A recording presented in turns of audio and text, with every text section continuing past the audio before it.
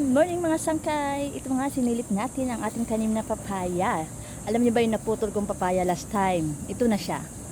Alam niyo ba, 'di ba nagdahon dati? Alam niyo mga pagbalik ko dito galing probinsya. Ito ang ano niya. Ayan siya. Dumami ang dahon niya mga sangkay. And take note. Take note talaga. Namunga siya ulit mga sangkay. Ayan. Ayan yung putol niya. Ito yung putol niya, oh. Ayan yung putol niya. Buti na lang kamo hindi ko to, kasi tatanggalin ko sana. Natigasan ako. So, hindi ko siya tinanggal. Ayan siya. Namunga siya. Thanks God. Tapos ito naman yung isa. Yung dating may puti-puti. Ano na siya? Yung dating may puti-puti. Nung umuulan, natanggal yung puti-puti niya. Wait lang. Ayan, natanggal yung puti-puti niya, gumanda ang papaya niya. Dumami, pero usog lang.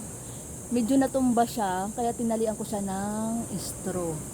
Tinalian ko siya kanina, tapos tinanggalan ko siya ng mga nakaharang. Ayan, mga nakaharang na dahon na yan, para makahinga naman siya. Ayan. Tapos tinali ko siya, hinila-hila ko siya, tinali ko siya doon sa puno ng kahoy. Kasi tingnan mo naman mga sangka, ampaya to. Ampaya, tapos dumadami ang kanyang bunga. Yung ginawa ko, tinali ko para mas safe. Tapos ito yung mga tinanggal ko. Ayan, nilagay ko sa sako ngayon.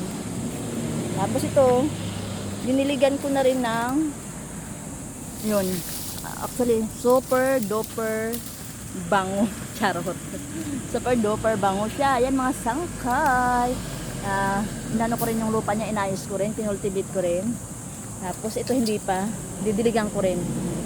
Ayan, have a great day, happy Saturday, happy weekend everyone. Thank you for watching.